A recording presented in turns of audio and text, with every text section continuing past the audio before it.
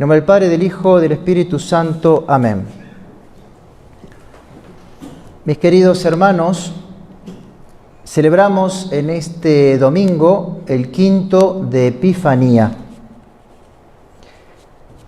Y nuestro Señor compone esta parábola tan hermosa, tan mentada, con elementos muy característicos, muy distinguibles, a saber, el patrón de una estancia, de un campo, los agricultores y un sujeto siniestro que es su enemigo. La simiente que estos agricultores colocaron, el deseo de la cosecha, pero sobre todo la circunstancia de esta desgracia que viene a ser un elemento coyuntural, medular, esencial. El adversario del dueño del campo, en latín, está mencionado con aquel que se refiere al personal, porque como ustedes saben, hay dos maneras de marcar a un enemigo. El enemigo general se lo anuncia con la palabra hostes. El enemigo particular, personal, se lo denomina inimicus. Este era un enemigo personal que tenía el dueño del campo. Y ese enemigo personal que tiene el católico, el cristiano, y no el general, es el demonio. En la aplicación que podemos ver, está clarísimo que el demonio es nuestro gran enemigo, para lo cual también tiene un sistema orquestado, de modo tal de poder tentarnos. Ese elemento que colabora con Satanás es el mundo, y son los hombres que están en el mundo, los hombres que no son buenos, si quieren que son malos, claro está, pero basta no ser bueno, basta no dar buenos ejemplos, para ya ser un elemento de tropiezo para mi prójimo. Este mundo está encubierto con sus mentiras muy bien orquestadas, sus llamadas máximas, a través de los escándalos, a través de la inmodestia de los vestidos. El Papa Pío XII en una ocasión decía, sobre todo refiriéndose al peligro de la moda en la mujer, es decir, la moda pecaminosa. Y él decía, el vestido está hecho para cubrir y no para descubrir. Y si reparamos en la caída original, Adán y Eva se sienten desnudos y se cubren, y no se quedaron descubiertos. Tal fue la vergüenza que se quisieron cubrir. Y el mundo aprovecha para descubrir y de esa manera provocar y crear la caída de tantas almas en el infierno. El cine, un gran elemento, el cine, la televisión, los videos, para infiltrar cuanta impureza pueda uno imaginar y de esa manera relajar las buenas costumbres. Y como si fuera poco, los grandes personajes que son traídos normalmente son malos hombres, malas mujeres, porque llevan una doble vida, porque viven sin Dios y porque ese es el modelo de la felicidad a alcanzar por los bienes y los placeres contrarias al Señor. Así pues, los hurtos, los fraudes, toda aquella malicia que se encierra en esa multiplicidad de los medios de comunicación, donde nos mantienen o intentan hacerlo a que estemos online, todo el día conectados. ¿Y cuál es la malicia? Impedirme la vida de oración, llenarme la cabeza de tantas fantasías que no me pueda concentrar y menos tenga el deseo de la lectura espiritual o de la formación. aunque no sean cosas malas, pero estar online todo el día me impide el crecimiento de la vida interior. ¿Y quién está atrás de eso? Satanás, que se llama el inimicus homo, nuestro enemigo personal.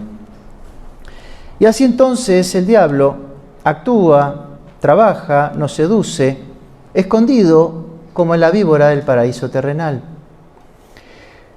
Pero todo sería ineficaz. Todo, el mundo y los hombres y sus engaños en nosotros, todo sería ineficaz si no se diera la circunstancia coyuntural que nuestro Señor advierte en el día de hoy. ¿Y cuál es? Se quedaron dormidos. Los jornaleros se durmieron y entonces entró el mal. Nuestras almas son como ese campo en donde nuestro Señor quiere reinar y plantar un vergel de virtudes, como era el alma, como era ese huerto en María Santísima. Pero para nuestra sorpresa y desgracia, muchas veces nacen en nuestras almas cizañas que vienen a malograr el fruto espiritual. ¿Y cuándo se plantaron esas cizañas? ¿Cuándo se injertaron en nuestro jardín? La realidad es que estuvieron en germen por las consecuencias del pecado original. Estuvieron en letargo, estuvieron esperando, como es el ciclo de los parásitos, que no están todo el año vivos. Tienen un ciclo que deben invernar para luego actuar cuando se dan las circunstancias. Y estas circunstancias en nuestras almas son cuando viene el sueño espiritual, cuando nos dormimos.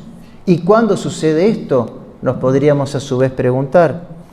Cuando nos confiamos, cuando nos conformamos con lo ya realizado, cuando capitulamos en el combate espiritual, cuando cedemos a la lucha contra las pasiones, cuando ya no queremos seguir refrenando los caprichos, cuando la pereza nos suaviza y deja para más tarde el cumplimiento del deber de Estado, cuando nuestra piedad se enfría, ahí entra el demonio, cuando el deseo de Dios, cuando el deseo de la santidad empieza a declinar, allí es cuando nos dormimos y cuando aparece nuestro enemigo personal para hacer germinar lo que traemos en la siembra primera del pecado original.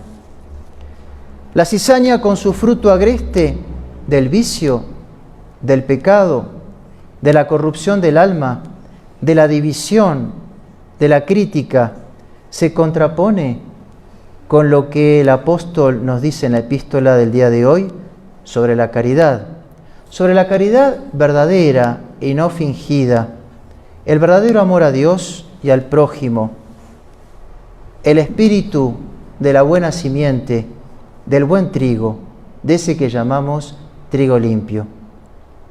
Mis queridos hermanos, ya para concluir, si nos reconocemos por la gracia de Dios y en verdad trigo, porque así el buen Dios lo dispone, agradezcámoslos serlo mientras que lo somos, pero cuidemos de dejar de serlo, que muy fácil puede suceder, ya que el sueño puede cambiarnos en cizaña, y si no nos cambia en cizaña, nos va a impedir la cosecha, que si éramos buen trigo, teníamos que producir el 100%, y la cizaña hace que ganemos el 60%, el 30% o tal vez el 10%.